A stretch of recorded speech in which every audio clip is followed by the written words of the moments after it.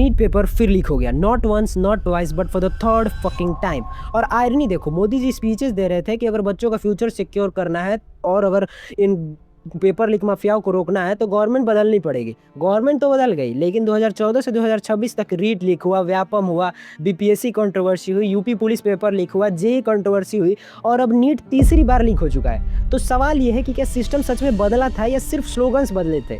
22 lakh student NEET देते हैं, कोई 2 साल ड्रॉप लेता है, कोई कोटा में 14-14 घंटे पढ़ रहा होता है, किसी के पेरेंट कोचिंग फीस भरने के लिए लोन लेते हैं, गोल्ड गिरवी रखते हैं और फिर एग्जाम से पहले व्हाट्सएप ग्रुप में 150 पेजेस की पीडीएफ सर्कुलेट होती है। सीकर से लेके केरला तक पेपर फॉरवर्ड हो रहा था और जब वेरीफाई किया गया तो 180 में से 135 क्वेश्चन सेम निकले, 90 आउट ऑफ 90 बायोलॉजी के और 45 आउट ऑफ 45 केमिस्ट्री के, कॉमा तक सेम।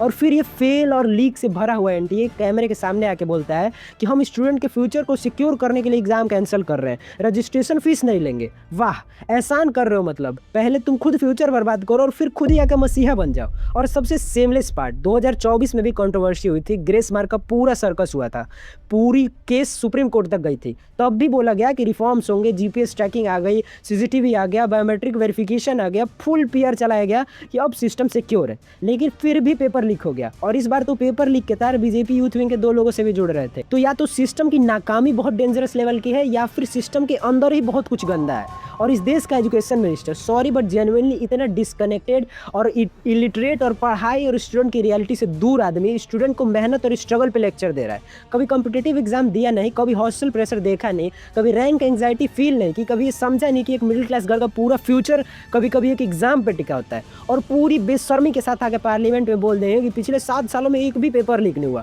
थोड़ी तो शर्म कर लो। आज खूब डिजिटल इंडिया की स्पीचेस दी जाती है, बोला जाता है कि हम विश्वगुरु है, यूथ इंपावरमेंट की खूब बातें होती है। भाई सिक्योर एग्जाम में कंडक्ट करा लो पहले, यूपीआई बना लिया, आधार कार्ड बना लिया, इलेक्शन सिस्टम डिजिटाइज कर दिया, ऑनलाइन सेंसस तक करा लिया, लेकिन इस देश का बिगेस्ट मेडिकल एंट्रेंस एग्जाम इनसे सिक्योर नहीं हो रहा है। और फिर जब स्टूडेंट प्रोटेस्ट करते हैं तो उन पर लाठी चार्ज और टीयर गैस मार दो। मैं सीधा बोलूंगा, ये सिर्फ एक पेपर लीक नहीं है, ये स्टूडेंट के ट्रस्ट का कोलैप्स है।